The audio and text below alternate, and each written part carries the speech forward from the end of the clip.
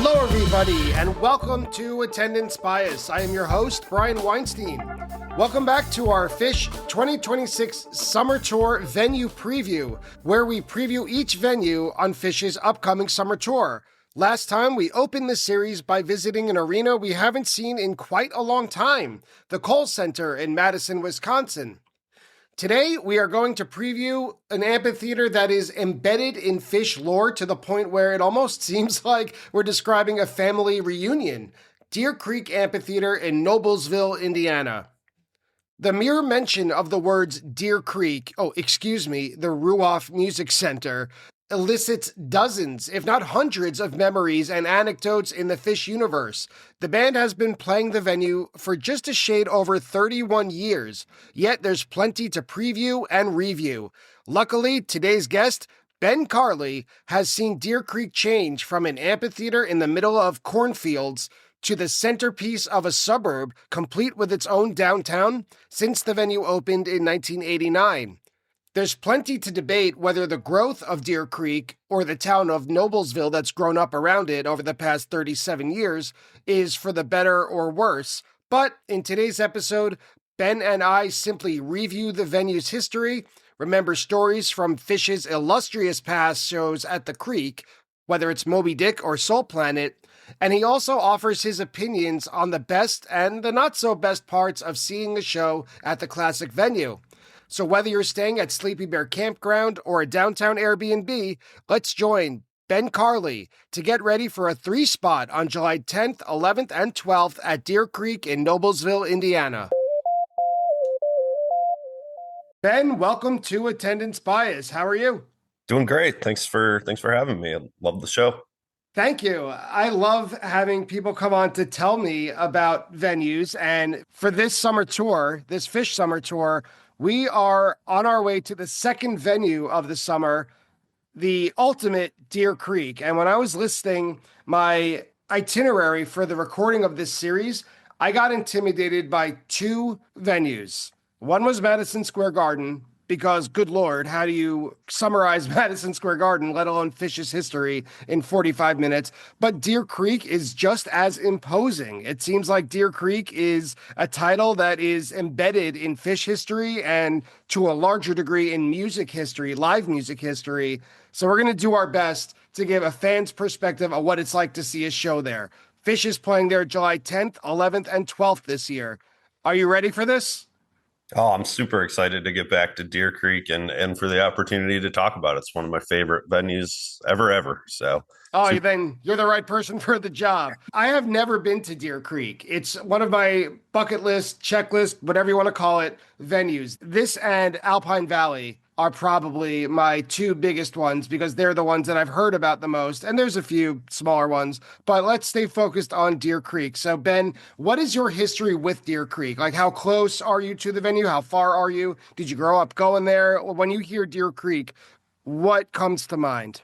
The first thing that comes to mind is I love that we still call it Deer Creek after all the different name changes it's had, but it's still and will always be Deer Creek to us. So that is the first thing. I grew up in the Detroit suburbs, Grosse Pointe. There's a lot of Grosse Pointe Phish fans out there. Shout out. And growing up in high school, Deer Creek was within reach, 5 hours or so. So I first went there in 1999 with some friends in high school and saw the 2 shows there in 99. And those were great. Stayed camped on site. We were young and absorbing it all. And then the following year, Phish did 3 nights at Deer Creek right after I graduated high school. So we did a good chunk of shows that summer, but those 3 in particular, I'll share some stories and memories from. A couple years later, moved to Southwest Michigan, and I've been here ever since. So Deer Creek is 3 hours away from my home now, and I've been there I've seen Phish at Deer Creek more than any other venue. I think 25 or so times I've been to Deer Creek. So it definitely feels like a home venue. So I was excited, like I mentioned a moment ago, to talk a little bit about that great place in my Phish memory book anyways, and I know many other fans. Do you have any favorite memories of Deer Creek outside of Phish, or is it Phish is playing there, we got to go there, but otherwise it's out of your mind? Yeah, well, as a matter of fact, I saw Trey's band there in 2001 when they were on hiatus, and that felt just like a Phish show in the sense that it was a full Deer Creek, maybe a tad bit smaller, playing a lot of Phish songs. I know a lot's been talked about around that era with Phish. I did see String Cheese Incident there in 2002, which was an interesting. They took a gamble there that summer and played some really large venues for them. So that was an interesting night to see to see String Cheese Incident at Deer Creek, and it was so empty, but gave it a real intimate feel. Tons of fun. Camping on site was way different because it was very sparse in terms of people and just the greatest. There was this huge drum circle that night on site camping that I remember. And so those are my only other non-Phish, if you will, shows that I've been to at Deer Creek that I can. Yeah, that was it. Certainly been to a few other indoor venues in Indianapolis. So it's certainly, other than Chicago, the closest large city that we go to for music. Yeah. For any fans who are coming to the shows this year in 2026, but have never been to Deer Creek, do you have any insider tips? Or if you don't, any recommendations, things they should do, places they should go to eat? Should they come a day early? Should they stay a day late? So first timers, any tips from Ben? I'm sure a lot of people are familiar with the changes around the venue itself, and there's a lot of talk about it's lost its magic, etc. We'll share my opinion on that in a bit, but as far as coming in or staying late, I mean, it's now a suburb. I don't think of it as a place you really got to go and check out in terms of the surrounding areas being amazing or anything. There's a couple neat little neighborhoods. The historic downtown of Noblesville is cool. That's where I'm staying this year. So excited for that. And then there's a little area in Indianapolis. It's called the Broad Ripple neighborhood. I know a lot of locals seem to like that. There's some hip little restaurants and bars and bike path. And so that's kind of a unique area. Other than that, I don't, when I go to Deer Creek, Indianapolis is farther south out of the way, so I don't tend to go in south into the city at all. And it's very built up around there now. It's big box stores and suburban houses all around. So it's very different. It wouldn't be one of those venues I would jump up and down and tell people get there a day early or stay a day late. You're missing out on anything, but it's definitely a big piece of Phish community and Phish history. Well, before we get into the Phish history of it all, let's look into the venue history itself, independent of Phish. So considering the long and storied history of Deer Creek, which is our job today, I was pretty surprised to find out that it first opened in 1989. For some reason, I had the feeling that Deer Creek had just somehow always been there. Almost like the Iowa baseball field in Field of Dreams. Like if you build it, they will come. Because when I was first getting into Phish, which was in the mid 90s, like 96 or so, there weren't that many tapes because Phish had not played Deer Creek that often. But when it came to collecting Grateful Dead shows, it was like I couldn't get them fast enough. So to me, it just seemed like this magical place, Deer Creek, that I had never heard of in this town called Noblesville, Indiana, which I had never heard of. But it seemed like my favorite bands had played there 1,000 times. You know, this is when I was just getting to know the real history. Then when I started doing some research for this podcast and it said, opened in 1989. And I looked at it and said, wait, that can't be right. It had to have been there since at least 1970. So it's still fairly modern, at least compared to some other venues that the band has played in recent summers. The Grateful Dead played 14 shows there from its opening in 1989 until 95. And the 1995 show was the infamous one with the Gate Crashers, which eventually led the band to write an open letter to fans to basically chill out and behave. You can find it online. It's a long letter that's like, if you don't help us, we don't have to play, sort of thing. But coincidentally, June 95 was when Phish first played the venue. There's a great Reddit thread that asks the question, what makes Deer Creek so great? And I couldn't read the whole thread because I do have a threshold for sarcasm. Here's a summary of the most common responses. I'd love to hear your take on it, on each one. I just tried to summarize them as bullet points. So the one that came up the most frequent, what makes Deer Creek so special, is that you can camp on site. Before the venue installed its own campsites, the surrounding farmers would develop their own kind of do-it-yourself campsites where they would install showers, temporary showers, makeshift general stores. Some of them would hire live music and charge a reasonable fee. That's what one poster said, a reasonable fee for fans to camp virtually in a field, like right next to the concert. Like you could walk through the field and end up at the show inside the venue.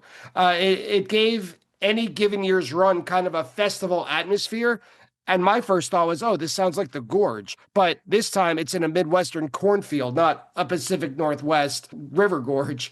But of course, those posts were followed up with comments like, well, now, I read it with anger and sarcasm. Now all the campsites are overpriced and they're cookie cutter. It's not how it used to be. So in your experience, is that true? Is that just people overreacting online or somewhere in between? Oh, it's true in the sense that when they first started playing there, it was cornfields surrounding the venue for the vast majority of the layout, and now it's a lot of townhouses and hotels and restaurants. So there is definitely build up a lot around the venue. So therefore, certainly some of those little pop-up campsites or campgrounds, if you will, are gone. There's the classic right across the street, Sleepy Bear is a pretty famous one that a lot of people get year after year, which is great. While there's development around it, I know people still love Sleepy Bear a lot. Sleeping Bear, I believe.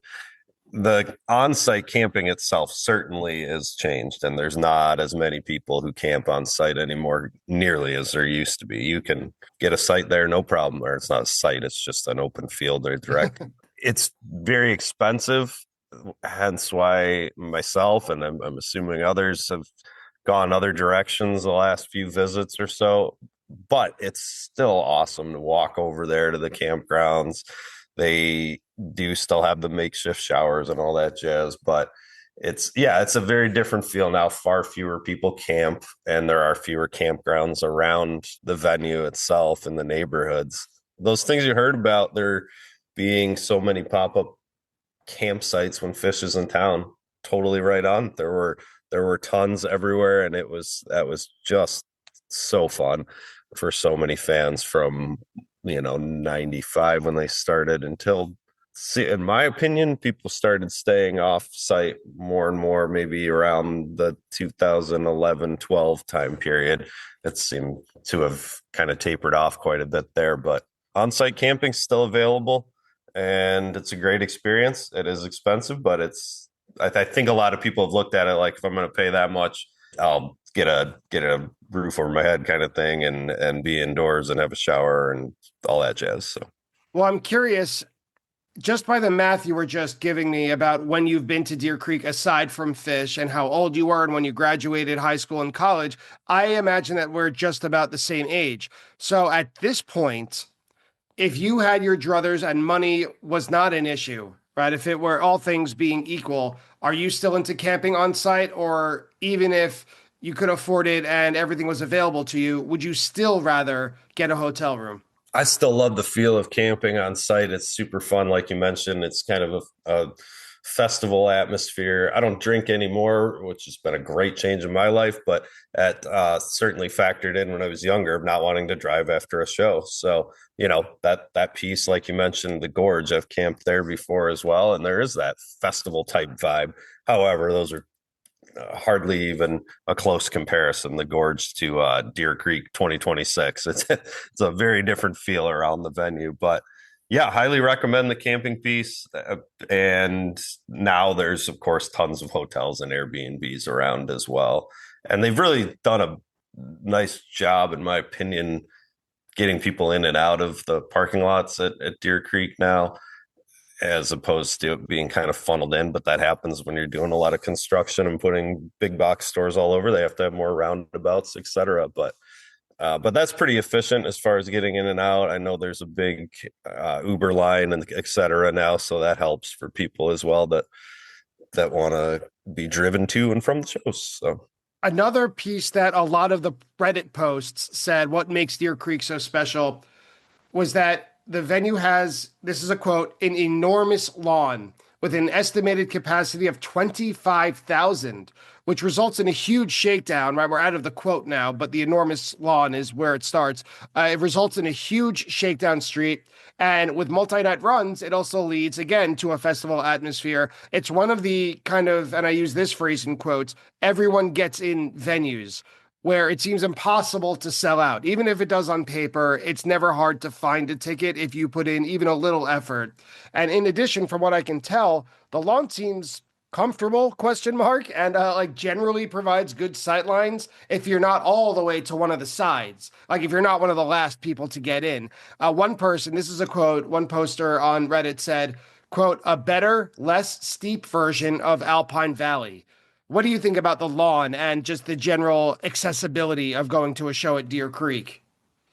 Yeah, I love Deer Creek's lawn. I almost prefer the lawn to the crowded pavilions and like having a little more space. And there's just something really magical about a summer night at Deer Creek and watching the sun go down right behind where you know that legendary shakedown is. The sun sets right behind it, and it's just a great feel. That comparison to Alpine Valley is interesting to me.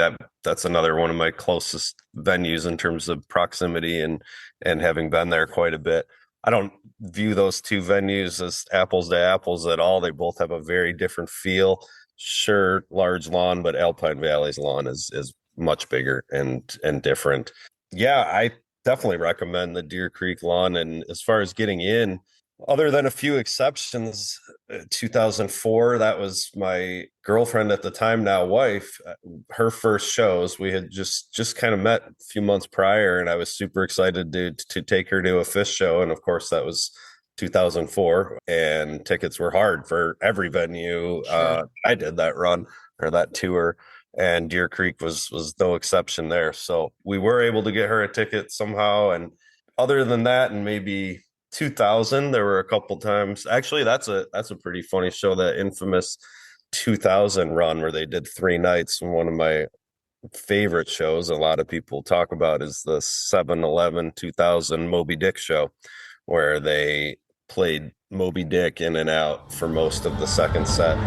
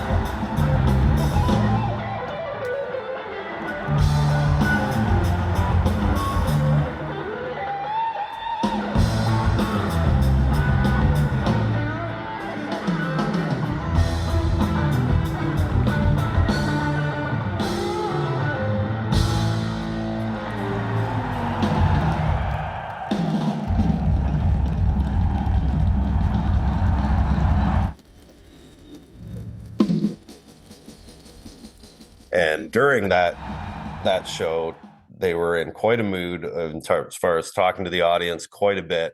It was a pretty legendary show, certainly still one of my favorite memories. And Trey made a shout out to all the people on the behind the venue. So this kind of segues back to your Grateful Dead gate crasher story. Right behind the lawn on the other side of the venue, there's a little pond. And there were that year thousands of people who couldn't get in because 2000 was one of those that there were just so many people, so many campgrounds around. It was such a fun time. In any case, you had asked about the accessibility of the venue. Yeah, it's one that is not difficult to get in. And you mentioned that legendary Shakedown Street. Absolutely. It really is. It's huge. It's awesome. It's tons of fun. The next big reason that Deer Creek is great, I got a lot out of this Reddit thread, in case you couldn't tell. I have Yeah. a mixed relationship with Reddit, I'll say. I wouldn't call it toxic.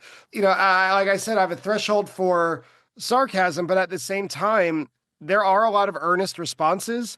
And I found it to be a very valuable resource for stuff like this. So, other people mentioned the sound quality. A lot of people mentioned that regardless of whether you're in the 6,000 person pavilion or on the lawn, like you said, you kind of prefer, the sound tends to be great. Is that true? Because I had the last time I was at a lot of venues was in that 2000 or 2004 era, like 2.0 and the end of 2.0, basically. I felt like a lot of lawns that I've been on, it's not really that great. Like you have to kind of lean forward or you have to know what song is being played to hear the parts that you want to hear. But a lot of people, like I said, I've never been to Deer Creek, commented that it's almost always good regardless of where you are, either inside or on the outside. What do you think about the sound quality there? Yeah, I would agree that sound is great there. But I also am not one of the types of fans that gets too high strung about sound quality and maybe even picks up on some of those little challenges here and there. It's a great venue as far as sound and sight lines and the vibe and the lot scene. The on-site camping, of course, is great. It's highly recommended amphitheater venue, but of course it is amphitheater style, traditional amphitheater, if you will, but great spot.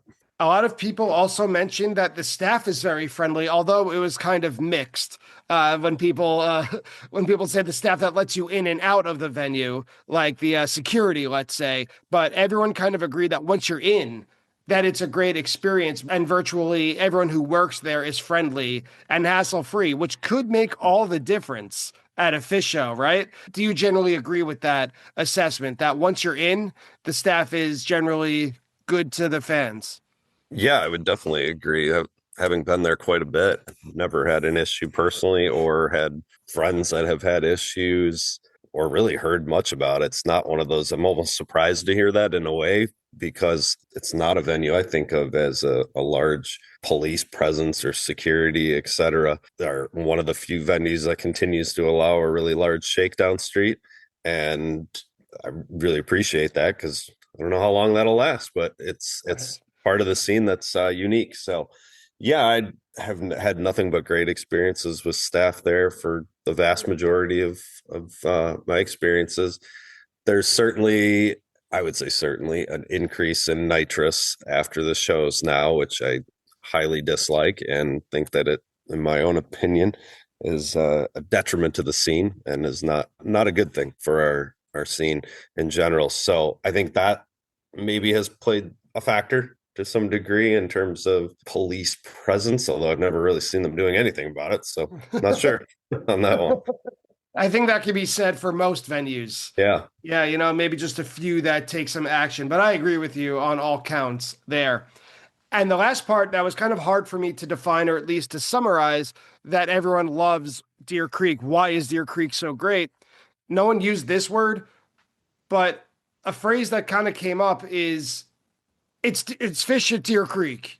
And that was like the end of the post. So I kind of interpreted that as nostalgia, like this self-perpetuating idea that Phish at Deer Creek is legendary because it's Phish at Deer Creek. This kind of circular logic, like it's no surprise because a lot of people who wrote longer responses, their stories and their experiences were from 1.0, or some of them were from 2.0, mid 90s to the very early 2000s. So when you're, let's say, in your early 20s or late teens or somewhere around there, when you're still staying up all night, maybe doing nitrous, maybe not, and there's no police presence, and you're kind of making your way through a cornfield to get back to your two-person tent that you're sharing with three people, you tend to look back on it with nostalgia. Oh, that was a great time. Therefore, Deer Creek is a great venue. No, I absolutely agree.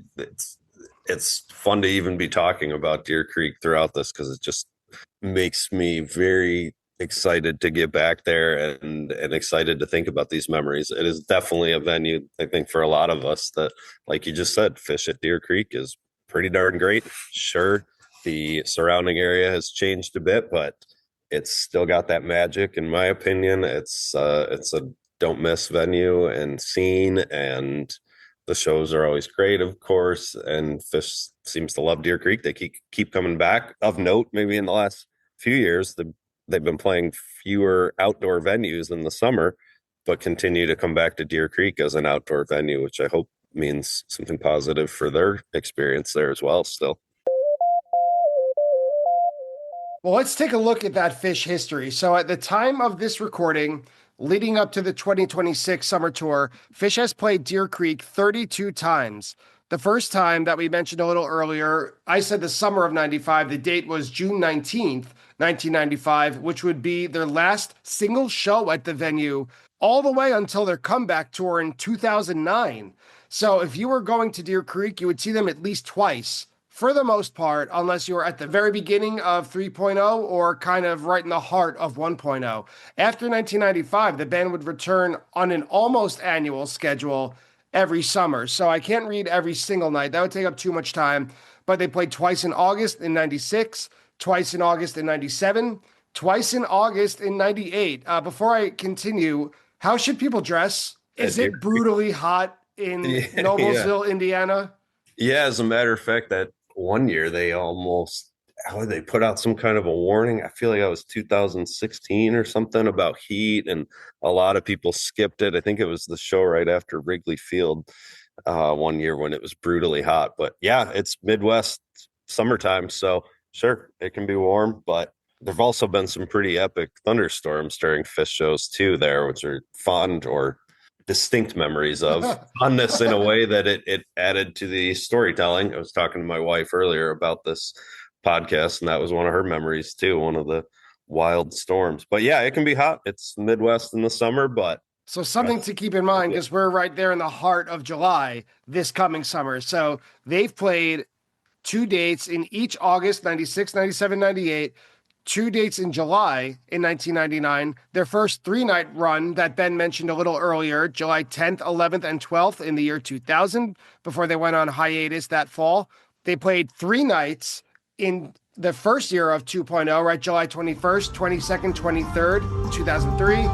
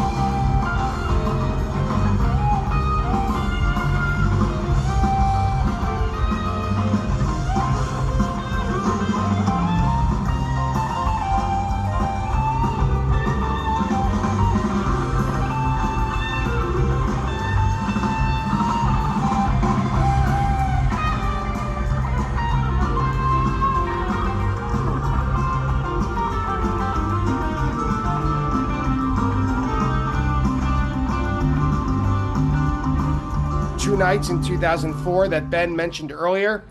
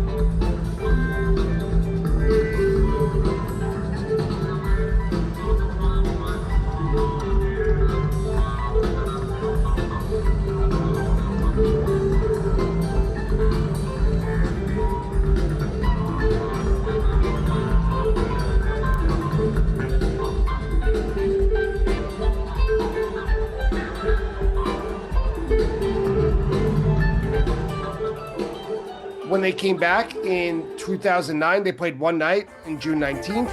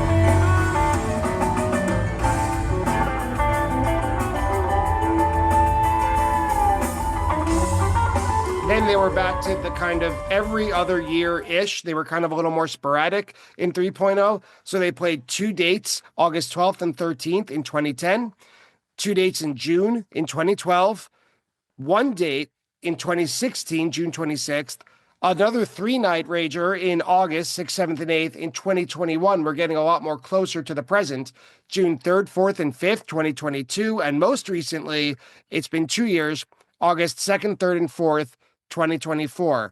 All that said, it's a familiar sight for Phish fans as a quasi-annual stop that began to break up into pretty much every third year or more, starting in the mid-2010s. So now, Ben, this is your moment. Feel free to take an hour, feel free to take 10 minutes, whatever you need. What are your favorite Phish highlights from Deer Creek? There are many, for sure. I mentioned having first been there in 99 as a high school student, and those shows get talked about quite a bit. 99 Deer Creek, being a young kid, just really soaking it all up, have nothing but fond memories of that visit as well. I'd listened to all the shows prior before I had visited, and of course heard the infamous Gatecrasher story. So, and I'll say every time I'm at Deer Creek, I think of that story. Obviously, I wasn't there. I just started getting into the Dead and Phish in the early 90s as a middle schooler, early high school. So never saw the Grateful Dead, but had heard the story many times. I can't not think of it when I see the fence at the top of the lawn at Deer Creek still, or drive by that pond. And it's, having not been there, but just a real stain on the scene, and certainly a lot's been talked about as far as the Gatecrasher scene in 95. But my intro to Deer Creek, like I said, was 99, and then went back in 2000, as I mentioned earlier, and did the 3 nights there. We thought we could just show up to on-site camping, just like you did every year, as people said. And boy, we were wrong. We got there and it was already full that year, and had to drive around to some of those local campgrounds that were popped up, and they were all full. And we ended up getting one, I don't know, a couple miles away. I think it was called Timber Hoe at the time. So a lot of these folks would open up their properties and name them after Phish songs for the run. That was a great one. That was 3 nights, a bunch of friends from high school, and we did drive to the venue. I remember that. It was only a couple miles down, and I remember that drive pretty fondly, because we would pick up people on the way there, and on the way back they were jumping on the back of my minivan, and we'd give them a ride for a mile, and it was all campgrounds the whole way. Obviously, in retrospect, that was dangerous, and I can't believe more bad things didn't happen with that. But yeah, as you heard on or read about it on Reddit, there were pop-up bands that would show up in the campgrounds. The first time I saw Humphreys McGee was in a campground post Phish. I'm pretty sure that was the 2000 run they played. So that part for some bands is a pretty influential moment for them, having played the Deer Creek campgrounds. In any case, I mentioned the Moby Dick show in 2000, so that one is still one of my favorites. If you haven't listened to that one before, certainly go out and do it. That's a highly recommend. The band was clearly having a lot of fun and interaction with the audience that night. I believe that was the year it was Kuroda's birthday. That could have been 99, but that was a lot of fun. We stayed a few miles away, and I guess just a couple of stories that it was just a hayfield and people threw up tents, and I still remember that run. Probably early in the morning, 7-ish in the morning, we were woken up. The campground was woken up to some dude screaming Oh, about I don't know what. yeah. And he was running up and down the rows at this campground. I think he had shorts on, so he had some clothes, but this one stands out because he would run and then slide and pick up hay and start talking to it and screaming at the pile of hay in his hand. There was certainly some religious something, but he was going through something for sure. And again, we were 17, 18 going, oh my gosh, this is wild. So we had a feeling some weird, interesting stuff like that would happen. So we were prepared, and we brought my dad's video camera in the big old backpack ones back then. We brought it with us and said, we just graduated high school. We're bringing a video camera. Let's tape some weird stuff that happens at Phish. And we had the wherewithal to pull out the little camera in the morning and take a video of this dude who was running all around the campground. Everybody was up, of course, cheering, confused, maybe even scared. They weren't sure what was going on with this dude. And in any case, the story for me ended with that videotape a couple of years ago. I thought, man, I need to find that. I talked to one of my friends that I had been with at that time, and he said, do you still have that video camera? A few years ago, my parents had a house fire, and that camera and the videotapes were burned up and gone. So they're gone forever. It would have been pretty funny to look at now, although I don't want to put somebody's bad trip all over the internet. But just just a view, that was a pretty epic one in terms of we're in some weird stuff right about now. And What was it like in 2009 when the band came back, like their first tour back? And I imagine a lot of people who ended up at Deer Creek because of its very large capacity, possibly or likely did not make it to Hampton in March of that year or didn't get to see them earlier in the summer. What was the vibe like there?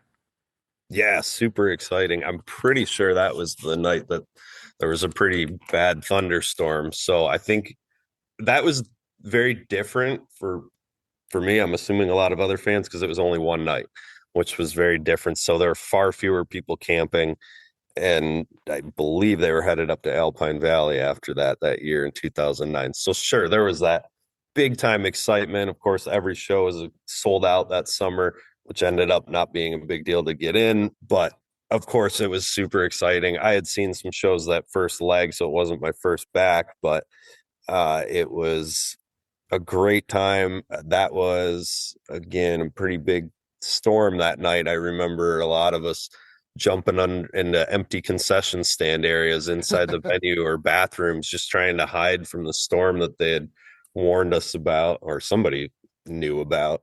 And so there was this crazy lightning storm that night. And then it hit at the end of the second set. I remember that, or maybe even encore, because we're walking back to the campground and there's tents flying all over the place. So that was pretty Jeez. sad for a lot of people. I'm pretty confident we had predicted there was a storm and had packed up a bunch of stuff ahead of time. But yeah, that put a damper on things for sure for a lot of people. Of course, I could be getting that confused with 2010 as well, but that year we camped as well, and that was a funny one for sure, is because they had that makeshift shower thing going on as well in the campgrounds. And I still remember they had a male and a female side to the shower, although that seemed to be kind of a fluid boundary. There were a bunch of dudes on one side, and I think people were pretty respectful, but there were these two men from a European country that I couldn't recall at the time that kept yelling "shower party 2010."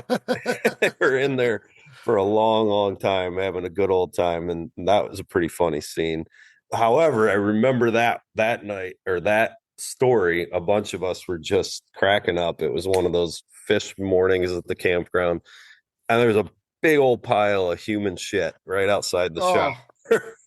And see, that's when I asked you earlier, like if all else were equal, would you choose to camp or would you go to a hotel? That's why I'm thinking I'm going to a hotel. My 18-year-old or 19-year-old self would say, you're going to miss out on all the fun. That's to right. me, I look back now in my 40s and say, I'm missing out on all the shit, which I'm fine with. Yep. I mean, the on-site camping is very different now. Far fewer people that camp, and they may even charge for showers. I don't know. So it's different, but it's still one of the only venues left that lets us camp on site, that you can walk to the venue, which is pretty special. It certainly helps with safety, right? Fewer people on the roads after shows and congestion, etc. But yeah, it was much more of a party, back in the day, as they say. But it's still a great time for sure. Well, do you have any highlights from more recent stops, musical or otherwise? Yeah, absolutely. So coming back, so I know some people call it the 4.0 era. That had been kind of right before that, a period in the late teens, 2010s. I was seeing fewer shows as I had really young children at the time. So when they came back, if you will, in 2021, that was my first one back, was Deer Creek, and that was so fun. It just felt really, really exciting, and that weird vibe that we all had that 2021 summer with COVID and masks and vaccine policies at venues and all that.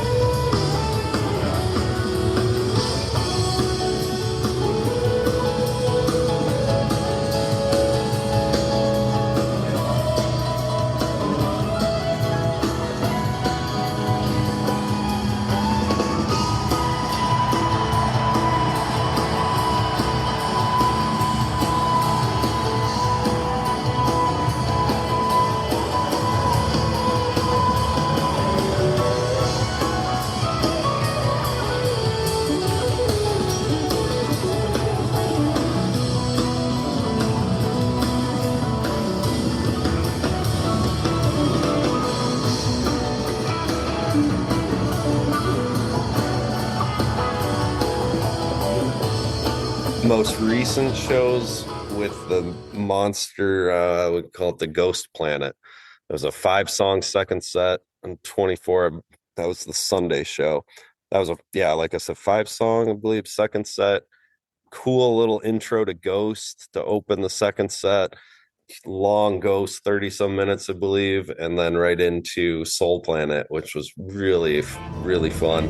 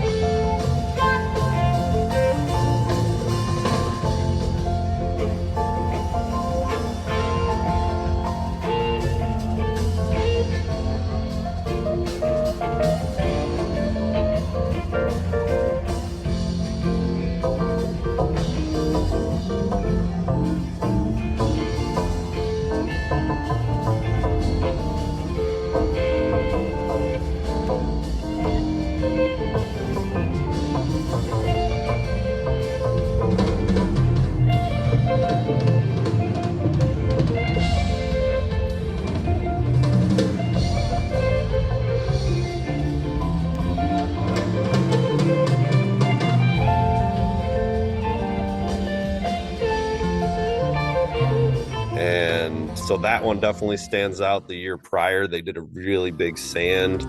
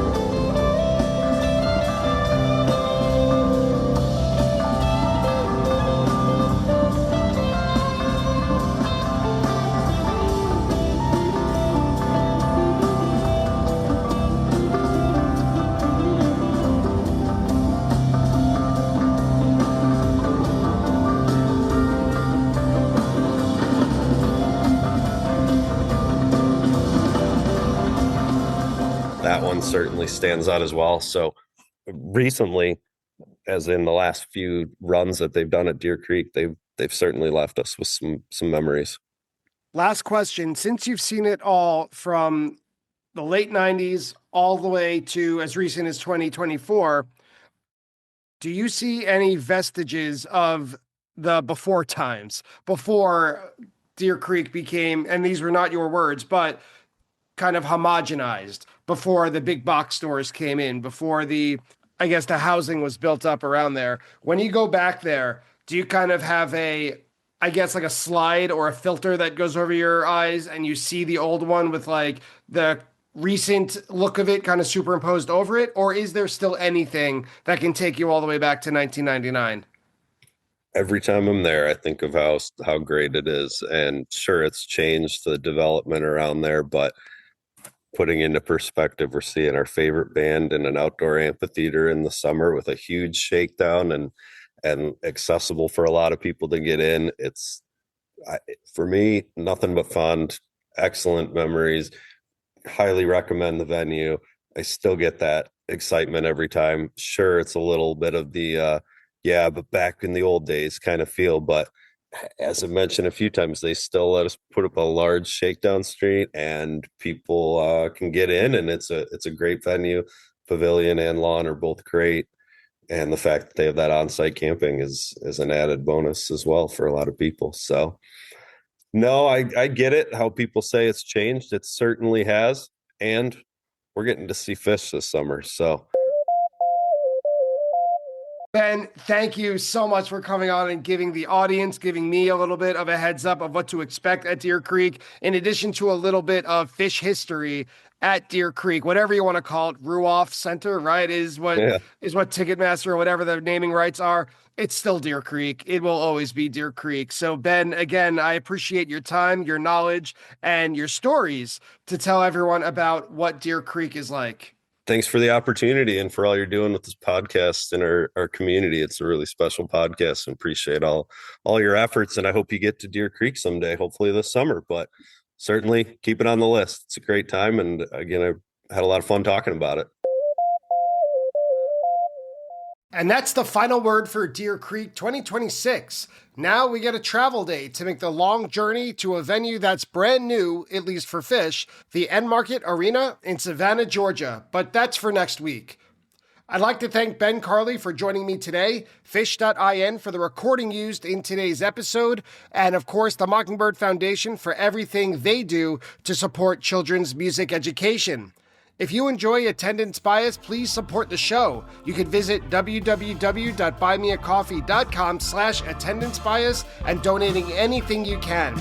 You can also rate and review Attendance Bias anywhere you get your podcasts and follow us on social media. Thank you again so much for listening, and I'll see you next time on Attendance Bias.